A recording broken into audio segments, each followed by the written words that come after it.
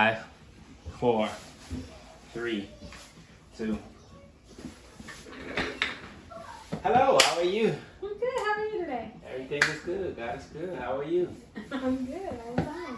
Alright, so let's dive right into it. Okay. This is a freestyle interview. Okay. Do you know what you're going to be asked? I have not a clue. Nothing. Don't know. No. Alright, so let's get into it. The first question. Alright, you married? Yes, I am. How long? I'm going on 7 years. Going on 7 years. Yeah. Amazing. That's a milestone these days. It is. It is. So what would you say to the newlyweds that are out there Mm-hmm. that's just getting married? What do you say your maybe top 3 ways to keep a marriage healthy and going? First, realize there's 3 people in it. It should be. Whoa! Did she just say what? What do you mean? Explain to us. Who is this third person? Well, it's more than just a person. It's God. Oh, okay. Woo! I didn't know what. So, okay, y'all hear that? First person, you got 3 people. God. Yeah, that Okay. core needs to be strong. And the only way that's going to happen is if God is at the center. Okay, so when you say put God in the marriage, Mm-hmm. how does that benefit the marriage, though? If I'm like a person that don't really read the Bible, don't know, and you just say put God in it, what do that mean? Well, it means when you start to put your focus on God, He can begin to bend you and your spouse toward each other. I had learned in a class it's kind of like a triangle, right? So that triangle begins to pull together. The more you guys are focused upwards, that vertical builds that horizontal. So the more you focus on God and allow Him to build in you, you know, who you're supposed to be for your mate, the stronger that bond comes between the 2 of you. Okay, so what would you say the second thing? And people need to hear you. They definitely do. So what do you say? The second thing I would say is communication. I think it's important. Whoa, we all got cell phones. What do you mean? I call you, I text you. What do you mean? Communicate. Y'all do.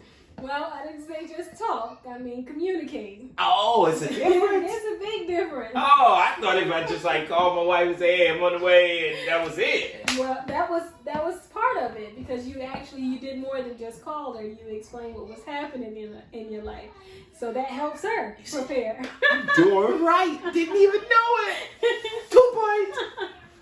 Yeah. So Tell me more. when you communicate, it involves dialogue, right? Hearing the person is called active listening. So hearing what the person is saying, and then What you just say? you silly. Active listening, and even repeat what you heard, so that makes So sure. I gotta repeat what I heard. So yeah, exactly. That way, you know that y'all understanding, y'all on the same page. Because I could say, you coming home later, and you say, yeah, and you gonna make a stop? Yeah, okay, good. That could be the end of it. I'm assuming you know that when you make a stop, you need to pick up what we maybe talked about a week ago. Mm-hmm. That's not active listening. You're supposed to say, hey, going to the store? Yeah. Oh, can you pick me up X, Y, and Z while you're there? Oh, you need me to pick up X, Y, and Z? I got you.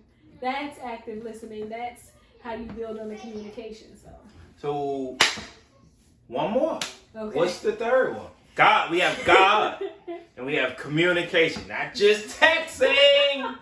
Amazing. Didn't even know. 2.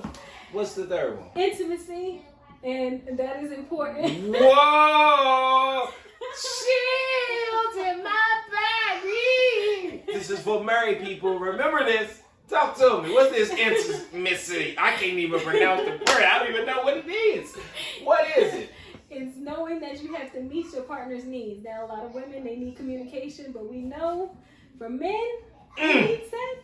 Woo! Is that a gift from God? That's a gift from God. Woo! He designed that. Woo! See, it's a verse about one of my favorites said, when a man found a woman, he found a good thing. Amen. Y'all not reading in between the lines on that one. There's scriptures that you'll find in Songs of Solomon. Amen. This is for married people. Oh, you non-married people, log off. Or prepare for when you get married. All right, so we got 3. Yeah. All right, so we're going to hurry up and wrap this up. Okay. Tell me, what was your biggest failure in marriage? My biggest failure in marriage. Something that you would just tell somebody, whether it's what you saw your spouse do or what you did or whatever it was, like you just looked at like, if I could do this over, or if I should do this over, or if I give somebody advice when they're going into watch for this and stop it immediately or whatever, what would it be? Not realizing I was putting myself first.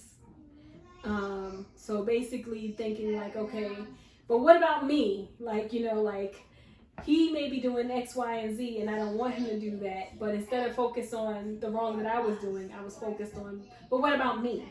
Why, you know, what about my need that I need to be met? What about, you know, so realizing that marriage is meant to be a serve, right? So if you're constantly serving each other, then it looks a whole lot different if you're constantly pulling away and saying, well, I'm not going to do anything until he does something. That's, you know, the opposite way.